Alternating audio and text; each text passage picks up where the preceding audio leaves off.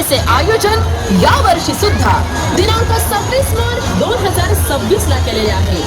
या शोभायात्रेत स्वर्गीय प्रभाकरराव दत्ते स्मृती सेवा संस्था आणि कोलबा स्वामी फाउंडेशन सादर करीत